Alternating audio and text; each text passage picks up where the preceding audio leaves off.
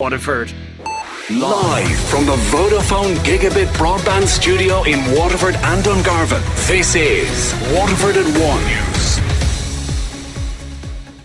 Good afternoon, I'm Liz Reddy. Today's top stories. Funding of more than €3.7 million has been awarded to Waterford's Mount Congreve Gardens. Waterford Council's granted planning permission for a solar farm on the Copper Coast. Councillor Matt Shanahan fears general election candidates will use a special meeting to discuss a potential €3 million deficit in Waterford Council's budget for political means. And in sport, Manchester City can seal their place in the Champions League knockout stages with a win away at Atlanta this evening. Funding of more than €3.7 million has been awarded to Waterford's Mount Congreve Gardens. It's part of the government's Rural Regeneration and Development Fund. The project involves the development and restoration of the estate and is led by Waterford Council. Fine Gael Senator Paddy Coffey says it's a significant announcement. There was some concern about the certainty and the sustainability of the future of the gardens, but this investment now will actually bring it up and raise it up to the next level because, new facilities can be developed now at the gardens, such as coach and parking and a tourist hub, a cafe, meeting room facilities and craft facilities, as well as unique woodland facilities like playgrounds for children and new pathways to improve accessibility. All of this together will create an attractive and welcoming hospitality suite for visitors to the garden. He says it's great for tourism in general in Waterford. And it will build on the success of the existing Waterford Greenway, the Sure Valley Railway and indeed the Viking Triangle tourist attractions as well in the region. So there's no doubt we're going now from strength to strength, and this is the investment that will see us continue tourism attraction into Waterford for the future. Waterford Council's granted planning permission for a solar farm on the Copper Coast. Highfield Solar Limited sought permission last April to construct a solar farm on 109 hectares in the townlands of Rathnesgillogue, Glen West and Curraheen. The Dungarvan Observer reports that the application received over 30 submissions from residents living in the vicinity of the proposed development. Residents attended public meetings held in Stradbally to express their concerns about what may be one of the largest solar farms in Ireland.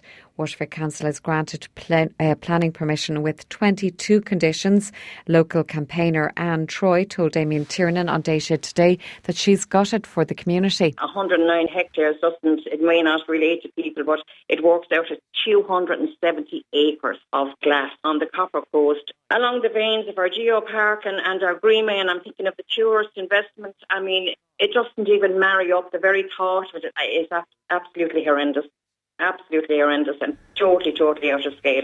She says this is not the way to go. I mean, I would be a great proponent of green energy, but I think the joined-up thinking in this is totally off the wall. We need to just stop the green energy runaway train, Damien, and rethink it. We need to have green energy on the ground to our communities in the masses. Every school should have solar panels installed.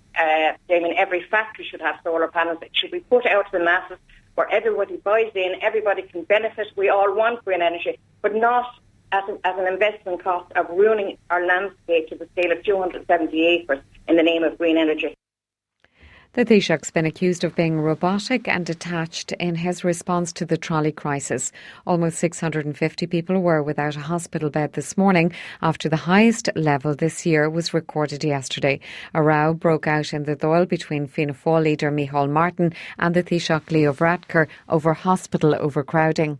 I think people are finding it difficult to comprehend this ongoing sort of robotic, detached response to the living experiences of people on the ground. I don't mean any disrespect to you either, but your self-righteousness knows no limits. An independent councillor fears general election candidates will use a special meeting to discuss a potential €3 million deficit in Waterford Council's budget for political means. CEO Michael Walsh warned last week that the loss in income in Irish water rates following a revaluation will have a profound impact on their budget. The meeting in Dungarvan tomorrow is open to the media. However, Matt Shanahan feels it should be held in committee. Obviously, people are cognizant of the fact that an election is coming soon after Christmas. I would imagine people who are running probably to try to use this opportunity to create a platform. I have no difficulty with people trying to put their propositions politically forward, but what I do have a difficulty is we have a very important meeting to arrive at here, a very important issue for the future of our city and county, and I think it should be done in an atmosphere where everybody is trying to work to a common goal, not where some people are trying to work to a different agenda. Leave has been granted for a judicial review of the decision to block a motion in the Dáil yesterday. TDs Breed Smith and Paul Murphy took the case to the High Court this morning. Their motion seeks to change the Dáil rules that mean any proposed new laws from opposition parties have to be approved by the Taoiseach. The money messages are being used by the government to block bills they don't like that have been passed by the Dáil. The Ceann Comhairle has ruled it problematic and unconstitutional. The government's cracking down on plastic waste, including disposable coffee cups. Under new plans, people will be charged up to 25 cents extra for a single-use coffee cup from next year. The latte levy is to be introduced to try to reduce the 22,000 disposable coffee cups used every hour in Ireland.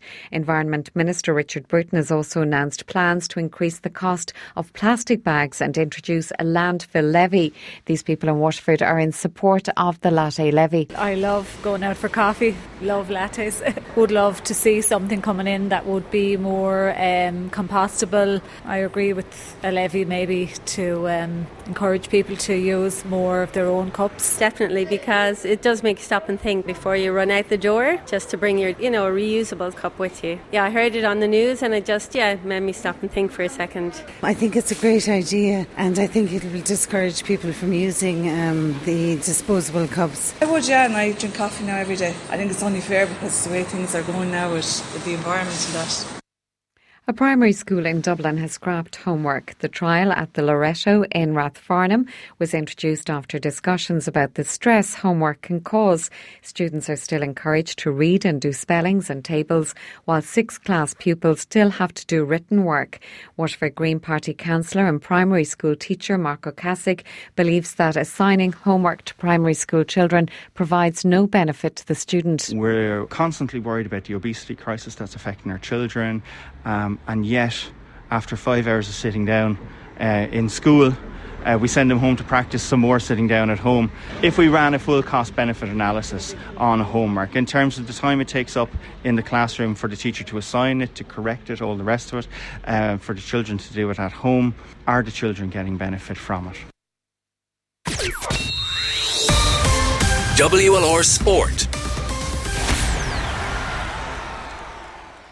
Manchester City can seal their place in the Champions League knockout stages with a win away to Atalanta this evening. Pep Guardiola's side beat the Italian team 5-1 in Manchester last month to maintain their 100% record in Group C. The City boss says they've still got time on their side to achieve a last 16 spot. To be, already there, one more year, that would be incredible.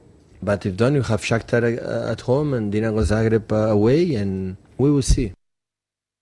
Tottenham are away to Red Star Belgrade, who they thrashed 5-0 in the reverse fixture 2 weeks ago. Arsenal are in Europa League action this afternoon. The match away to Vitória has been brought forward from the standard Thursday slot, as the Portuguese side's neighbours Braga are at home tomorrow in the same competition. Kick-off is at 10-4. John Devan is set to be Tipperary's new under-20 hurling manager. He's in line to succeed Waterford senior hurling manager Liam Cahill with the reigning Munster champions. He coached Clonowty Rossmore to the Tipperary title in 2018 and set to bring in Ken Dunn as hurling coach in the new setup. 3 in 10 inter-county GA players who are studying at third level have had to repeat an exam due to their playing commitments. 83% of student athletes who responded to the GPA survey said they played for at least 3 teams. Just under 2/3 said their training load negatively impacts their academic performance. More than half said they felt overwhelmed by their commitments and their college was not giving them enough support. Two Waterford boxers are in competition on Friday at the National Boxing Arena.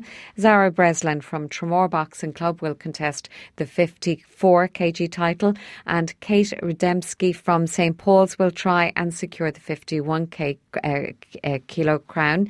As Kate only took up boxing 2 years ago, she puts her progress down to the coaching at the St Paul's Boxing Club. Looking forward to it. I'm feeling really good, feeling focused, and all the hard work is done. So I'm just waiting for Friday to come. Yes, it's, as I says, it's all the credit to my coaches.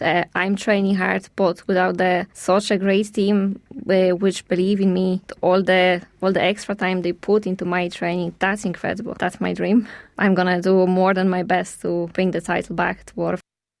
The 29th annual West Waterford AC Winter League kicks off in Dungarvan this evening. 2 routes take place each week around the West Waterford town. PRO with West Waterford AC is James Field. Winter League time again now for the 29th year here in West Waterford, and from year to year it goes from strength to strength. I often wonder where all the people come out of, in a small area, small town. But anyway, they still keep coming, and Wednesday night just gone, we had the official registration night for this year's league, and it was a bad night weather-wise, but we still got a good crowd down. But what I would say to anybody who's coming along next Wednesday night, which is the first night or the first round, to try and get down a little bit early. That's the latest on WLR. Our next bulletin is at 2.